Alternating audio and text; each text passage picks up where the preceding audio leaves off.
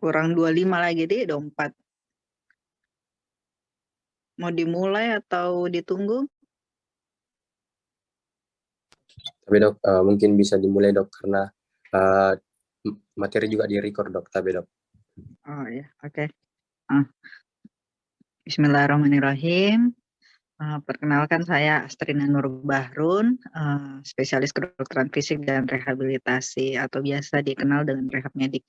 Pada kesempatan kali ini kita akan membahas tentang asesmen pola jalan. Mungkin ini materi baru ya, sebelumnya dia digabung sama pemeriksaan muskuloskeletal lainnya. Jadi asesmen pola jalan adalah prosedur untuk menilai pola jalan. Pola jalan itu disebut juga dengan gait. Gait didefinisikan sebagai pola atau gaya berjalan. Next.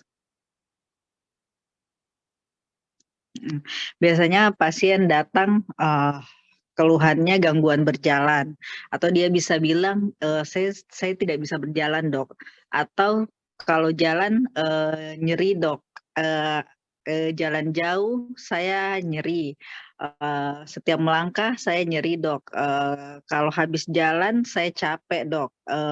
Itu kenapa ya dok? Ada masalah apa ya dok? Biasanya dia datang dengan keluhan seperti itu.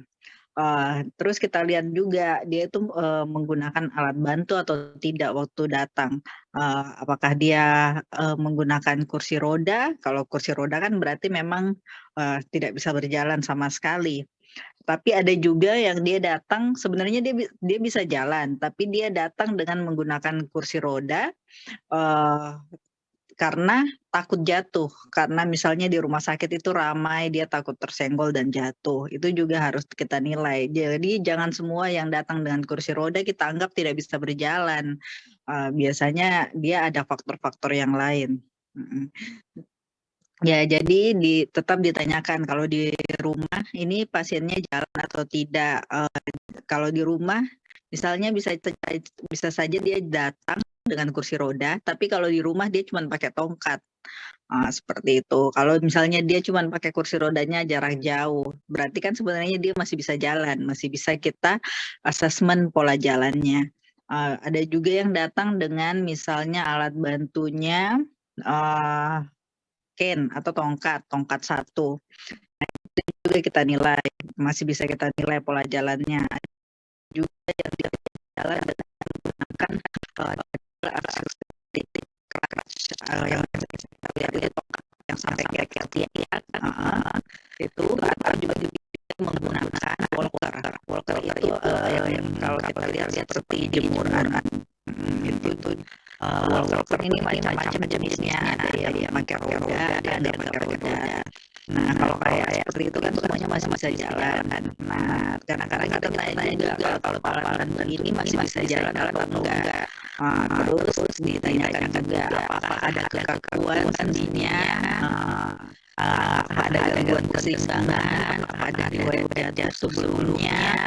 Misalnya dia ada riwayat jatuh sebelumnya, waktu jatuh itu faktor-faktor di sekelilingnya apa yang terjadi, misalnya lansia paling sering jatuh, misalnya kurangnya penerangan di daerah tersebut. Selain itu misalnya ada daerah yang licin yang dia lihat, terus dia terjatuh, atau misalnya dia sudah ada katarak, gangguan penglihatan, dia udah penglihatannya udah nggak sempurna sehingga dia nggak menangkap sesuatu atau tidak melihat barang-barang yang seharusnya bisa dihindari. Itu kan berarti masalah utamanya di kata penglihatannya, di karakternya, dibantu dengan sensor mata. Misalnya hal-hal lain, misalnya dia stroke, ini parese, jadi dia jalannya lemah separuh, biasanya dia disebut dengan hemiplegia. Kita anamnesis juga, ini stroke-nya sudah berapa lama, selama jalan seperti kaku seperti ini apa pernah jatuh atau tidak.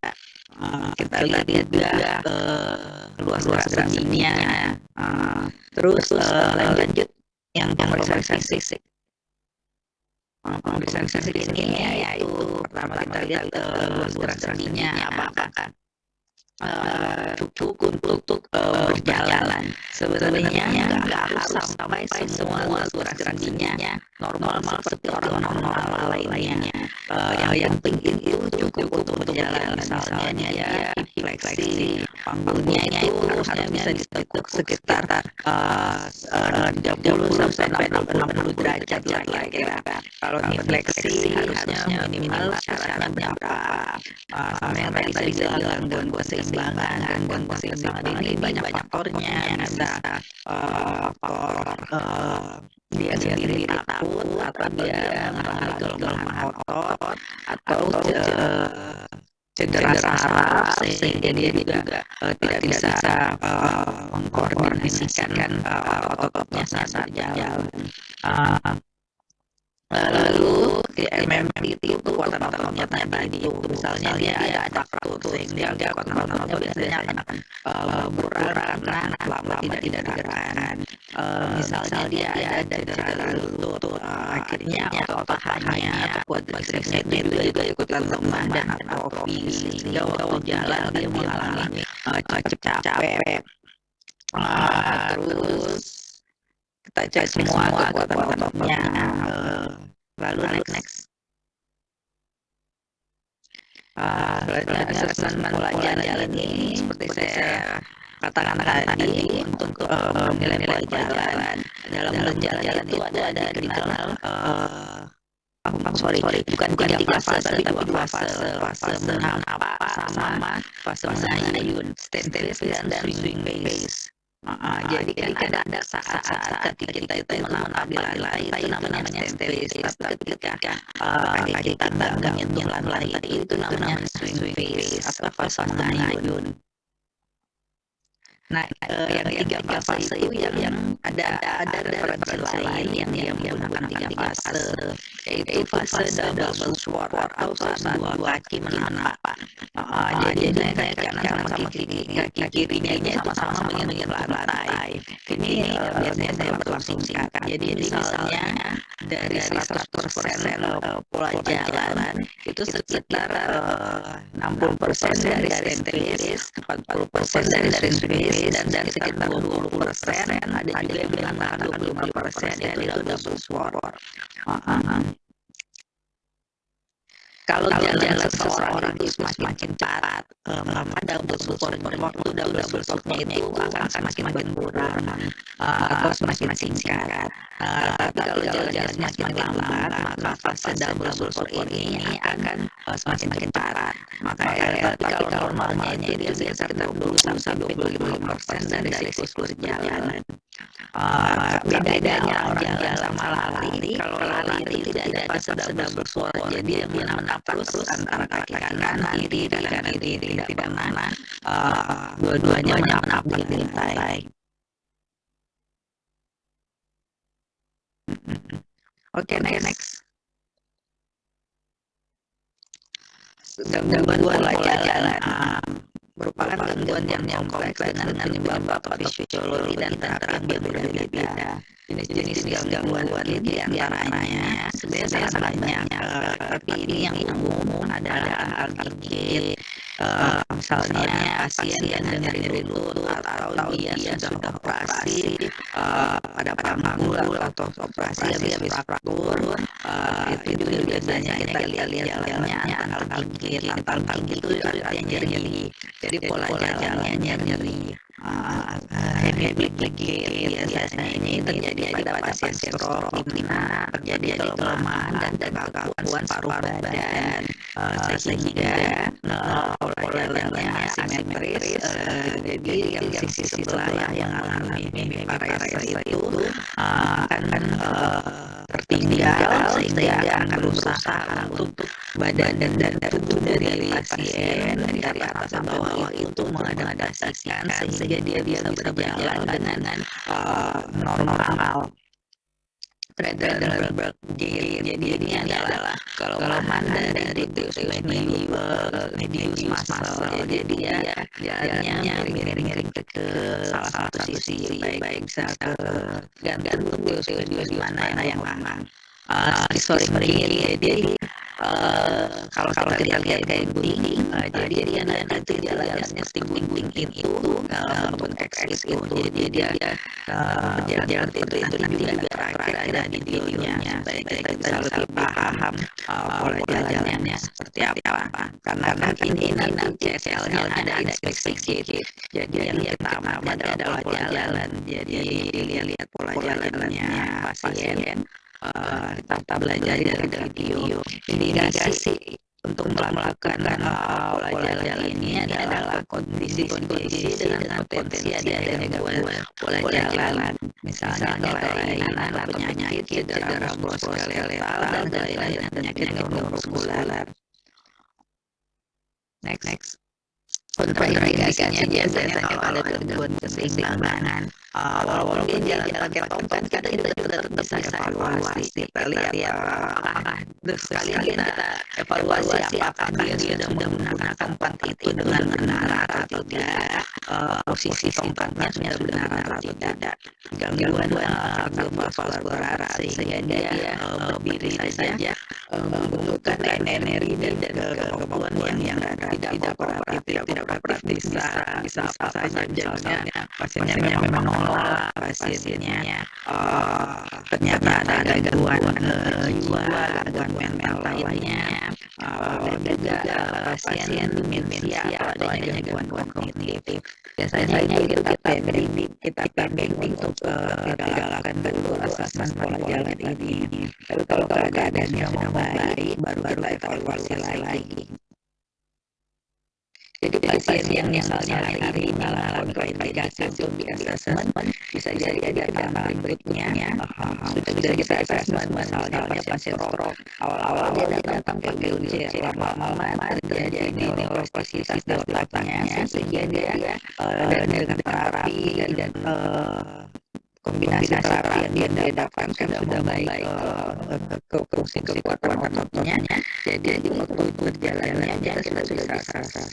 Efek sampingnya adalah pasien bisa mengalami kelelahan dan jantung. Oleh karena itu tetap dilakukan pemeriksaan standar, misalnya pemeriksaan fisik, vital sign, lalu kita tanyakan siapa ada gangguan fungsi seperti itu, kita cek apakah ada kelelahan dan efek samping lainnya ada jatuh, tapi yang ini kan bisa kita hindari dengan ada satu orang tergantung kalau pasien terlalu besar bisa dua orang yang jaga di samping kanan kirinya untuk menjaganya supaya tidak jadi jatuh. Oke, next. Normal pola jalan yang tadi saya sebutkan, dan itu ada stand pace. Normalnya itu ada stand pace, swing pace, dan ada footwork. Stand pace ini saat kita menafas dan menahan berat badan. Biasanya sekitar 60% dari siklus berjalan. Sedangkan swing pace adalah saat kaki diayunkan dan tidak menahan berat badan. Itu 40% dari siklus berjalan. Sedangkan dua-duanya yang angkat itu ada footwork sekitar 20% dari siklus berjalan. Next. Nah, ini adalah fase berjalan. Ini harus dihafalkan ya. Heel strike, foot flat, mid turn, busu stop, acceleration, mid swing, deceleration. Jadi pertama itu kita berjalan, yang gambarnya yang perhatikan kan itu gambar sebelah kanan, yang diperhatikan adalah kaki yang warna merah. Dari awal sampai akhir itu namanya satu siklus sedikit.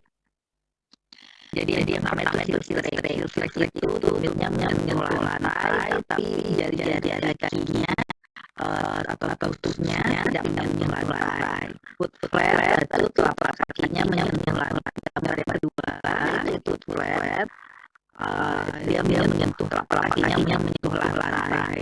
Terus kalau stand beban tubuhnya melewati ada supporting extremity-nya, jadi dia berusaha mendorong badannya ke depan. Terus push off itu interval antara heel off dan pull off.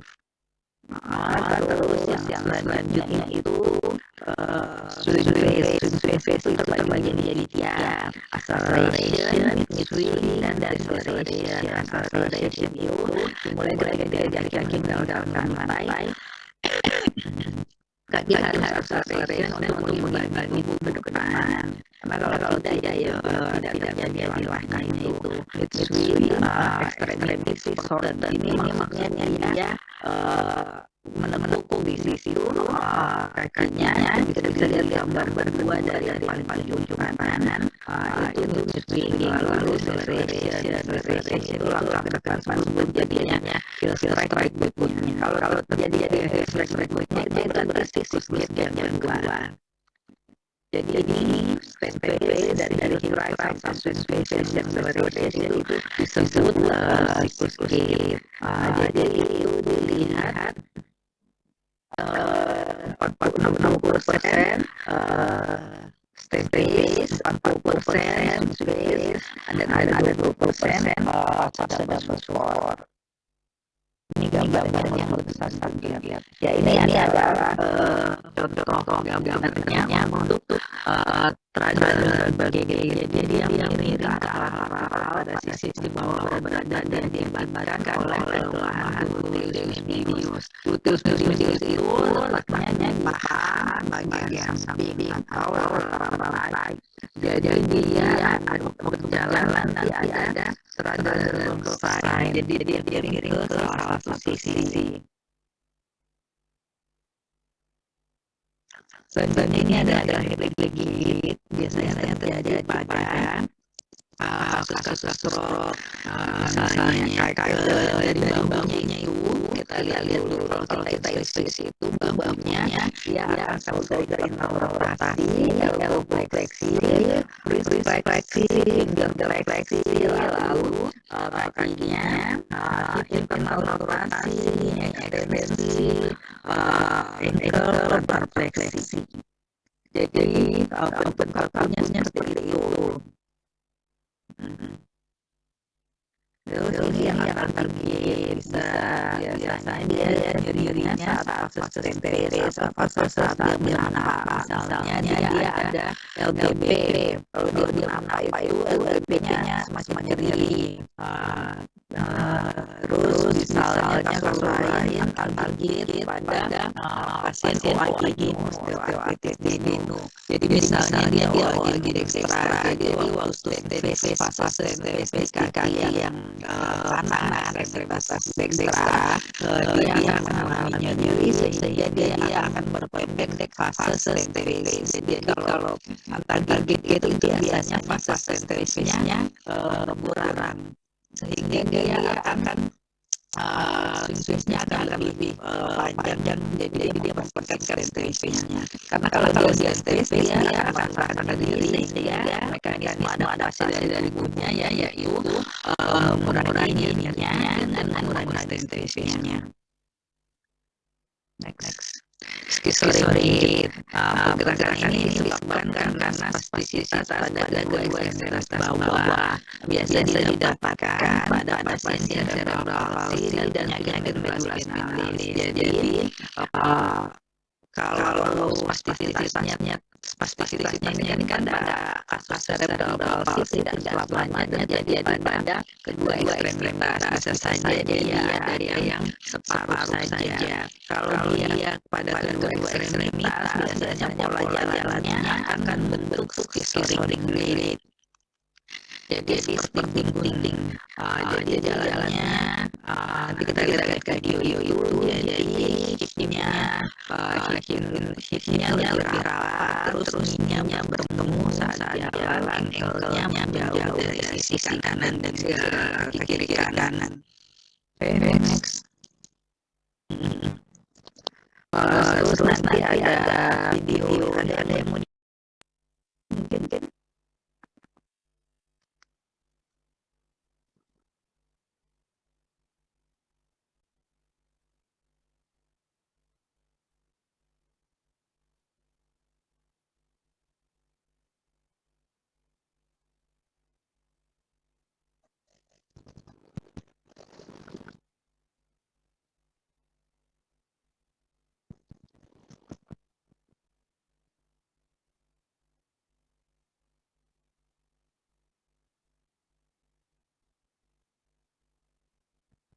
ada yang mau ditanyakan tentang pola jalan, asas pola jalan.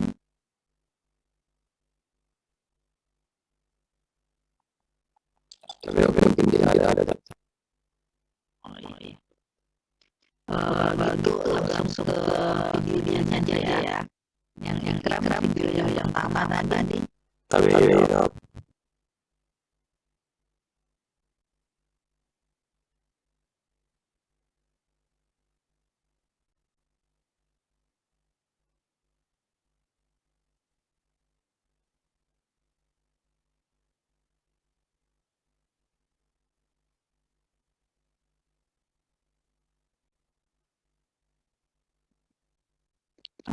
Ada suara kram.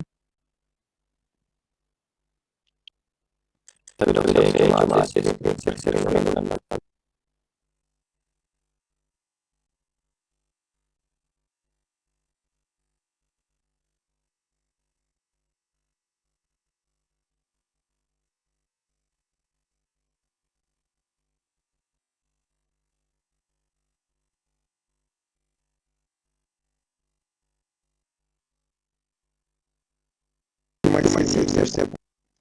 Welcome back.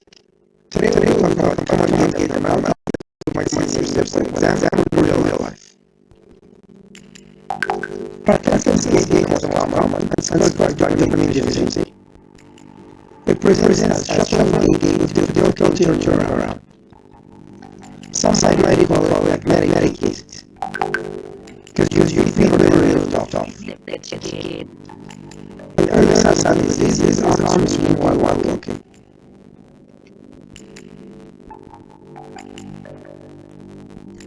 And tailgating is also pretty common, and this is caused by pain usually in the leg. The patient will avoid very weight on that leg, so presents short space. Common causes include fractures, infection, joints, maybe osteoarthritis, and etc. Dia berang. What normally due to weakness with bilateral muscles. This was tested with the patient is one with one side and the other will walk. Tidak kuat. Common causes include muscular disease, pregnancy, etc. Just like some that bilateral muscles at the same time. Gingerbread breathing is very to damage to one which is also one side. So normally into two bilateral damage, the gingerbread breathing to unilateral damage. Gingerbread breathing and turns around the step. And then mistakes is the most common cause. When giving initiation, give your muscles to injections. Give the injection into extremely bilateral cord into the muscle to avoid causing the very gait. Guys, that's a second. You got to come in. This is really accessible while watching. That's not going to go there.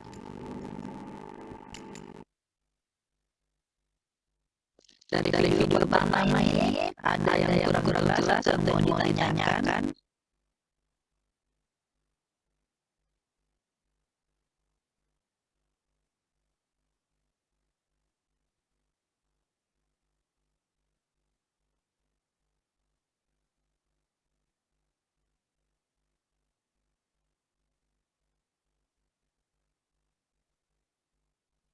Kalau Parkinson itu kan ke kelengarannya depannya ya. Jadi nanti dia akan mengganggu halusan gerakan dari pasien. Jadi dia jalan dengan step sedikit dan langkahnya karakteristiknya itu step sedikit, kaki napaknya langkahnya kecil-kecil.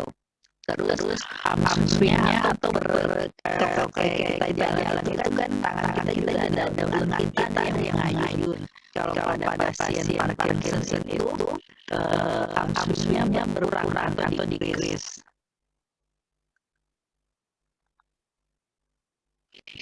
Ini semester berapa ya? Tapi dok semester 2 dok. Yang sudah lewat sistem apa aja? biomedik. Biomedik dok. Bisa imun sama sekali Oh iya. Kalau nggak ada lanjut video yang kedua. Tapi dok.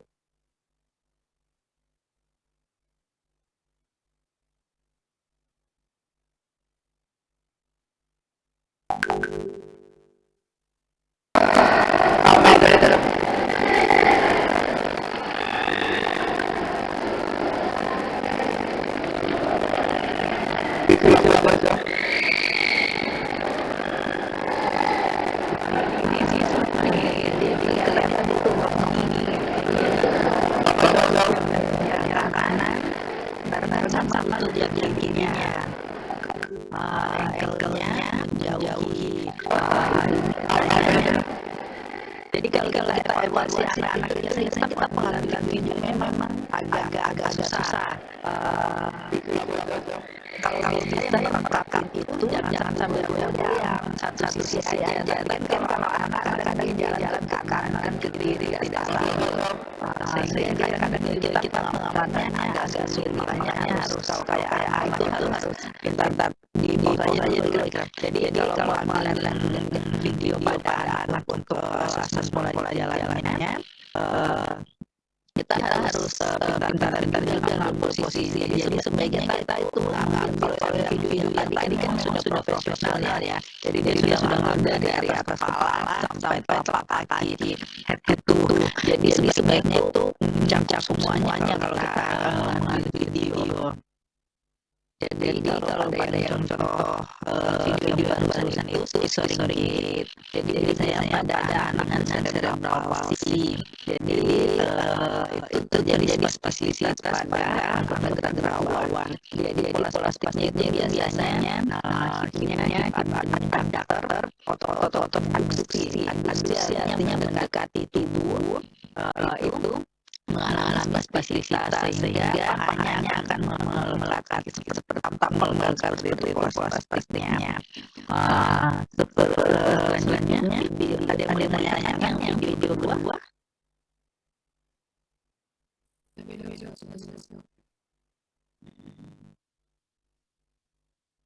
Oke. Kadang-kadang ada skizoid gitu. Dia masih jalan masih pegangi tangannya. Jadi dia karena kelompoknya dia bisa seimbang itu tanpa kita evaluasi jalannya. Oke, next.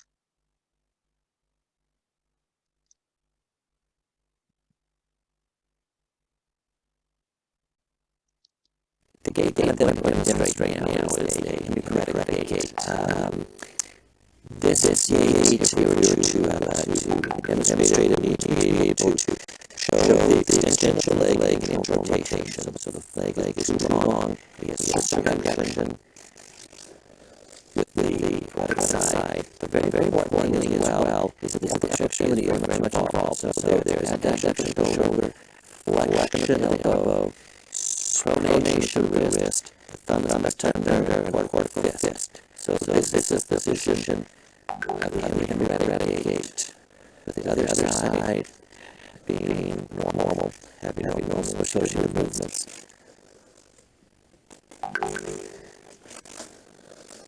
You can actually hear the pattern of the gait as well as a circumflexion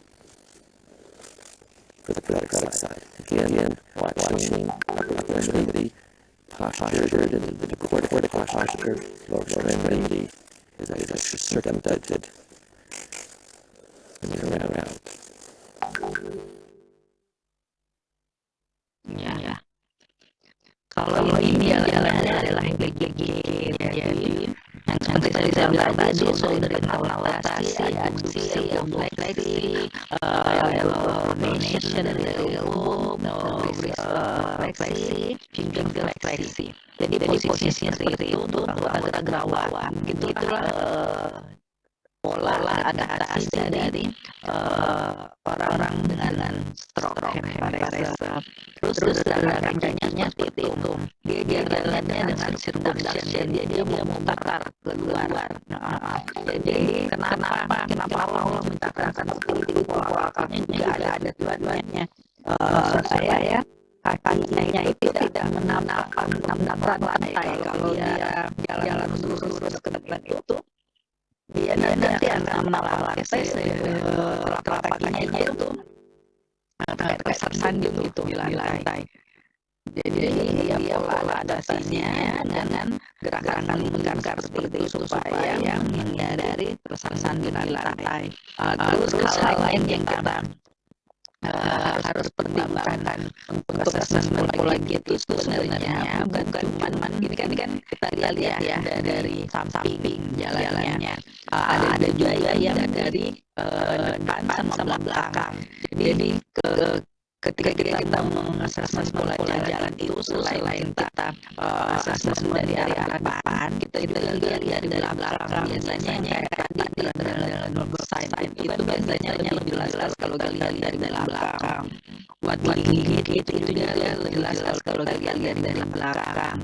Nah sebenarnya yang lain juga kadang kayak sorry itu lebih jelas kalau lihat dari depan dan belakang. Yang lain misalnya stroke kan belakang samping juga kita nilai. Nah, apakah dia ada istilahnya rem floor, apakah dia menabrak kakinya menabrak lantai atau tidak. Nah, makanya harus dievaluasi dari depan, belakang, dan samping. Kalau di center yang sudah maju itu kita direkam, dan dia ada kamera dari kanan kiri dan belakang.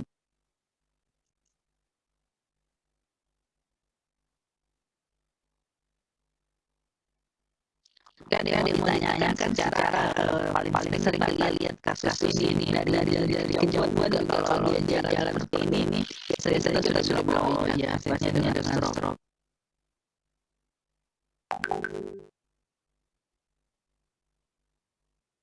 Tapi untuk orang-orang yang kena seperti video-video tadi dok, bisa berjalan kembali dengan normal dok. Ya, biasanya kita itu targetnya 6 bulan pasca dia terkena serangan. Biasanya dengan terapi rutin kita tergantung berat tidaknya stroke-nya. Jadi biasanya targetnya 6 bulan pertama. Kalau ternyata setelah bulan pertama pasiennya sudah rutin terapi, bukan cuma rutin terapi ya, maksudnya di rumah juga ya rutin latihan, motivasinya tinggi, itu biasanya bisa kembali 6 bulan. Tapi kalau ke stroke-nya memang ternyata berat, ternyata juga mana bagian yang mengganggu keseimbangan, itu biasanya kalau keseimbangan itu agak susah. Tapi kalau cuma karena kekuatan otot terus pasien sudah mengalami neuroplastisitas, kita harapannya 6 bulan tidak. Tapi kalau ternyata memang pasiennya ada yang sudah terapi, motivasinya bagus, tapi 6 bulan memang sudah tidak perkembangan untuk jalannya tidak terlihat, kita juga harus duduk pasiennya dalam ini prosesnya untuk prognosis untuk jalan ya, prognosis fungsi. Kalau kami rehat itu prognosis fungsinya untuk jalan agak kurang seperti itu, nggak terlalu bagus. Saya kalau misalnya dia stroke-nya perdarahan, kalau selamat tuh biasanya malah bagus karena penyerapannya penyerapan darah ini itu cepat, lalu terapi rutin bisa baik.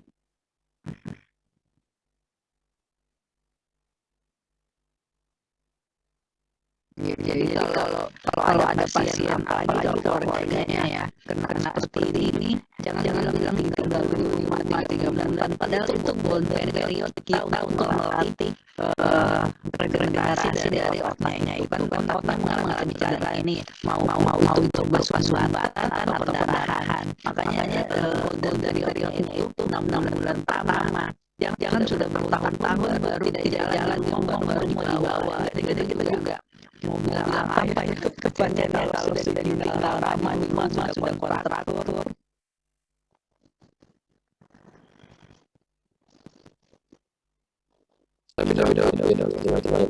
Ya.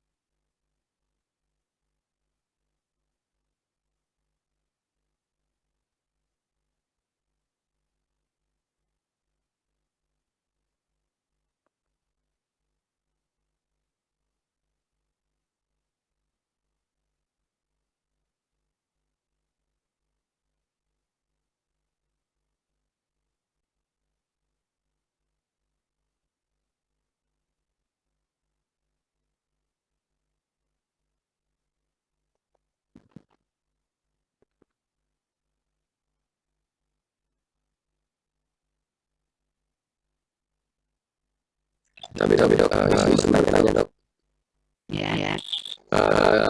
penyakit ini diet itu dok, ada penyakit lain penyakit stroke dok, dok. Apakah ada penyakit lain selain stroke sehingga dia Iya, menyebabkan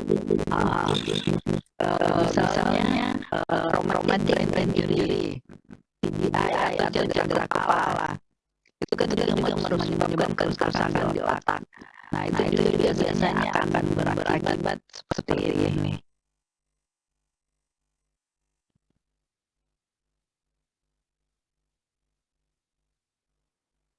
tapi dok.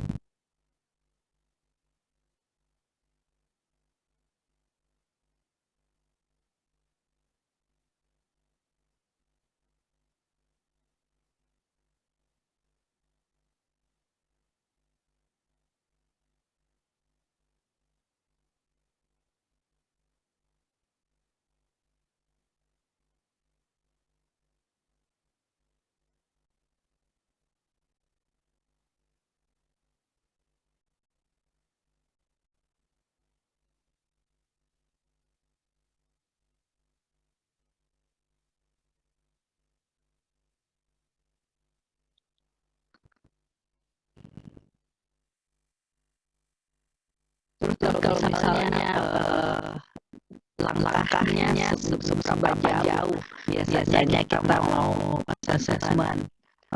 Idealnya itu sekitar 6 meter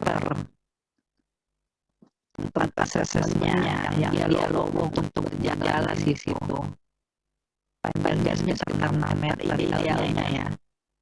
Tapi kan tidak selamanya ruang poli kita. Kalau kita cuma inspeksi pakai mata ya, ruang poli kita kan kadang-kadang tidak sebesar itu.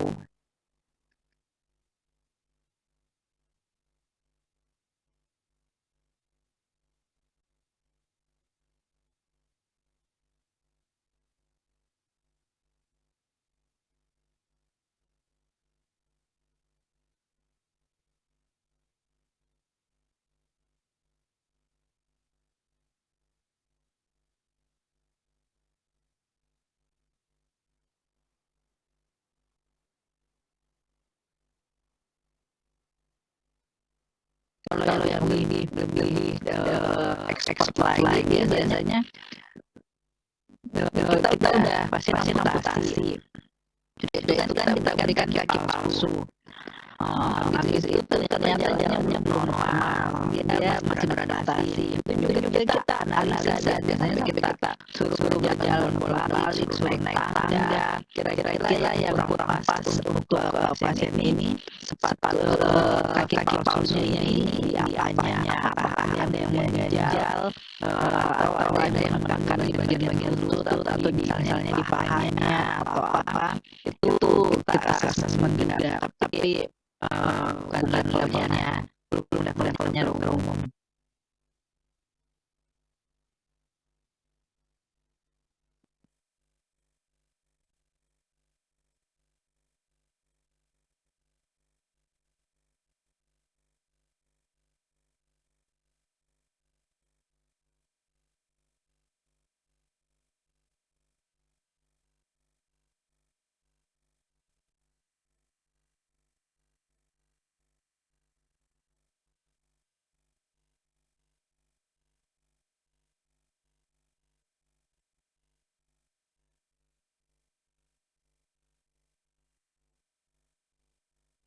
Yang dasar rehab medik khususnya liannya.